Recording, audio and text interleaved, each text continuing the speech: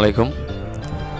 Khairul electric পক্ষ থেকে ভিডিওটা আরম্ভ করছি। আমি আজকে বেলেস পার্কে গেছিলাম।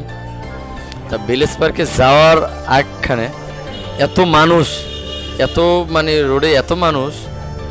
বেলেস পার্কে গেলাম হেনও মানুষ, তারপর হইলে মানে একটু সামনে গেলাম হেনও মানুষ।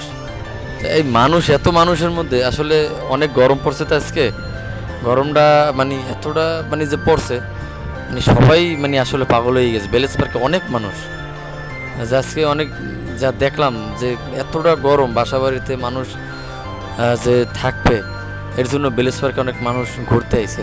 তা আমি আজ দেখা তা একটা চিন্তা করলাম যে একটা ভিডিও তৈরি করি, তারপর আমি রাস্তাটা ভিডিও তৈরি করা আরম্ভ করলাম। তা রাস্তাঘাটে যে এতটা ভিড় যে রাস্তার ভিতরে ভিডিওটা আমি তৈরি করলাম গাড়িতে বসেই।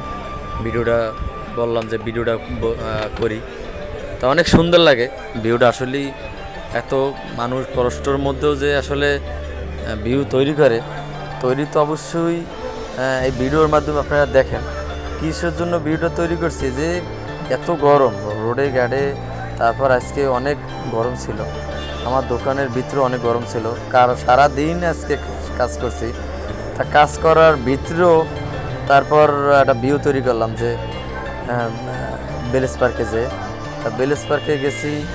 তারপর অনেক আমি বলছি আবারও মানুষজন, এত ভিড়, এত ভিড়। এই যে দেখতেই পাচ্ছেন এত ভিড়ের মধ্যেও আমি ভিডিওটা তৈরি করলাম। এই যে আমার গাড়ির ভিডিও, এই যে দেখেন মানুষ এতটা যে দেখেন, রাস্তাঘাট সব ভিড় আর লোকজন। এই আজকে এই জন্য আমি এটা ভিডিওটা তৈরি করছি।